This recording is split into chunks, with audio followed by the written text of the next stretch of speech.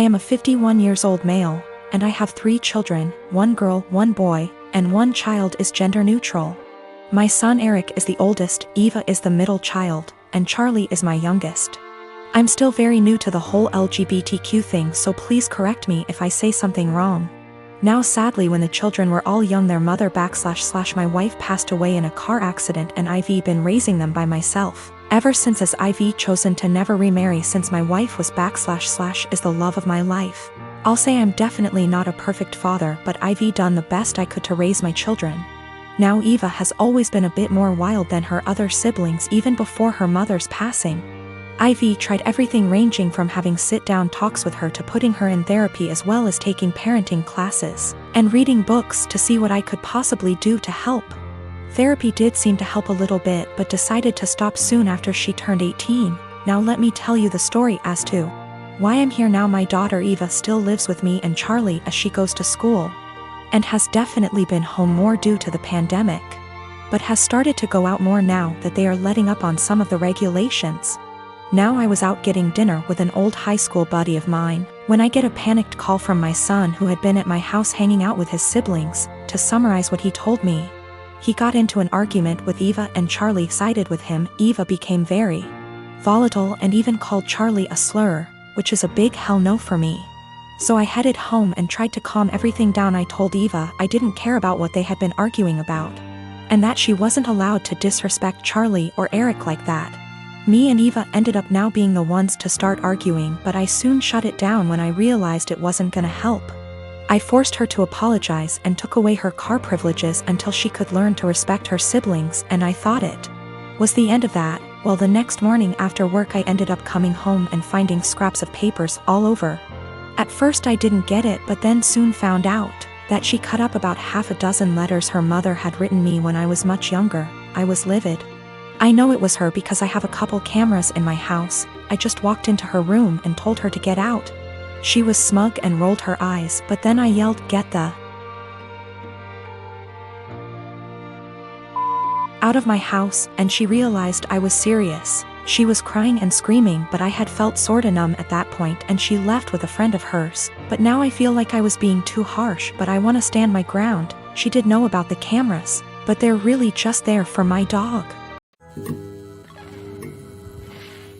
My husband and I, both in our early 30s, have been together for over a decade and made the decision to not have kids.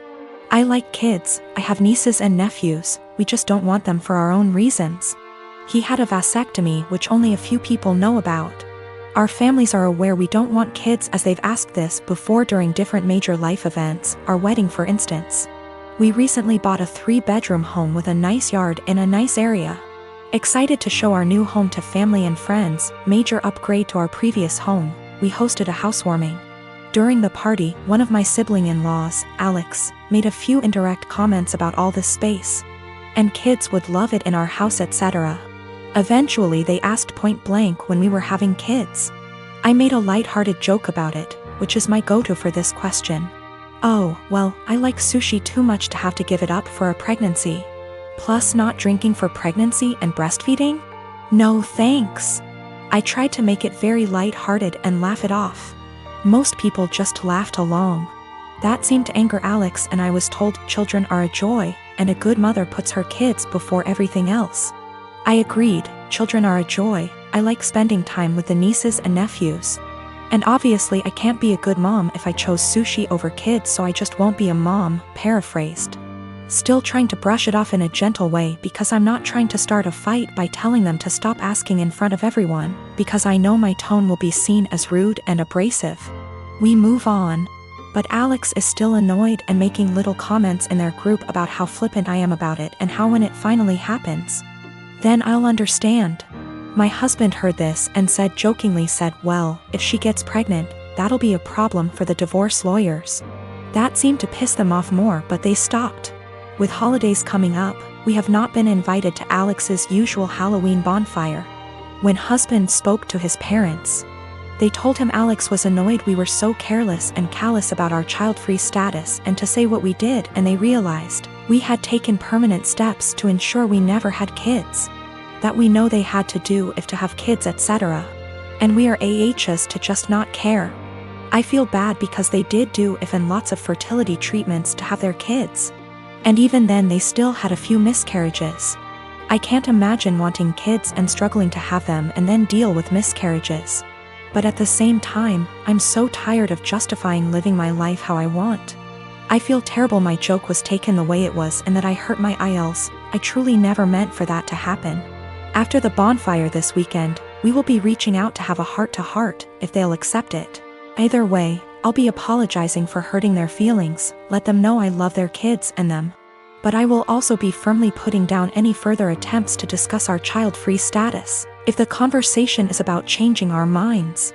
I have not told them our reasons for being child-free, so I think perhaps if they are willing to listen, I'll explain them and hopefully the conversation can be constructive. I'm a 19-year-old F with 6 older siblings. My parents spent most of my childhood spending money they didn't have on my siblings, so by the time I hit my teenage years, I realized I was probably going to have to fend for myself financially when I turn 18. I started babysitting and doing odd jobs around my neighborhood when I was 14, and eventually got part-time jobs during the school year. By the time I was 16, I was working 3 jobs in the summer and 2 in addition to school. When my parents told me they couldn't pay for college, I'd already earned enough, along with scholarships, to be able to put myself through college and have plenty left over. I've continued to work during the school year, and have been able to make money during quarantine by tutoring online. The issue began a few months ago, when my eldest sister got married. My parents spent 30 grand on her wedding, taking out a second mortgage to do so. To make matters worse, my dad was furloughed 6 days after the wedding. They'd effectively dug themselves into a hole they couldn't get out of. 2 weeks ago, my mom texted me for the first time since the wedding. She didn't say hi, ask how I was, or make any small talk. She just said, "Your dad and I need a favor. When can we call you?" I'd expected this. None of my elder siblings are doing well financially, and they've exhausted all other loan options, both from family and the bank. I figured they would text me, ask me to loan them a few thousand, and promise to pay it back when they could figure things out. I was absolutely willing to pitch in a few thousand, and had even considered giving them some of my tutoring jobs so they could make some extra cash.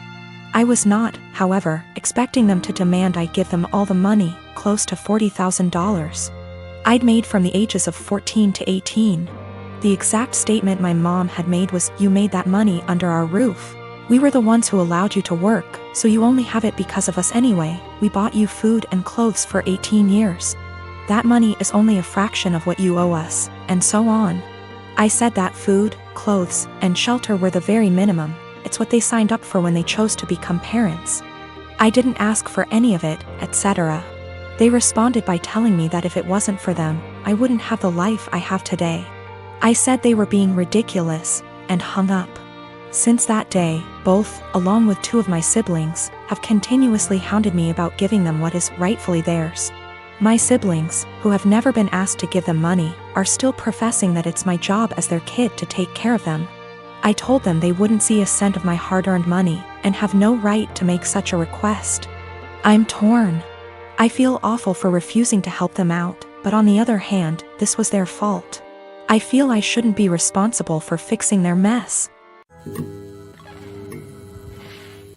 When I was a teenager, my dad bought me a classic 1972 Ford Bronco. It was my true passion, and I don't recall a memory from high school that somehow doesn't involve that truck. Plus, my dad and I would spend hours and hours working on it together, and we went through that especially father/son rough patch. When I was teenager, it was always that Bronco that brought us back together. I made a huge mistake and sold the truck when I turned 19, and my dad died of a heart attack 2 months later, so while not logical, I've always felt a karmic connection between the 2 events. We had a baby in early February. She is our first and the light of my life. My wife is doing well, but she's back at work and she's realized that she hates all the daycares we've tried and really wants to be a stay-at-home mom, and plus she's still very hormonal from delivery. Lack of sleep and breastfeeding, so she's having a rough time and is angry a lot. I guess I need to say this. 2 weeks ago I was driving through our town's warehouse district and saw a Bronco that was pretty beat up but resembled mine. I stopped just for nostalgia's sake, and the owner came out and let me take a look inside. My dad and I had glued a wheat penny under the dash as sort of security measure, so I just sort of checked, and goddamned if it wasn't my Bronco. I asked him if he'd ever consider selling it.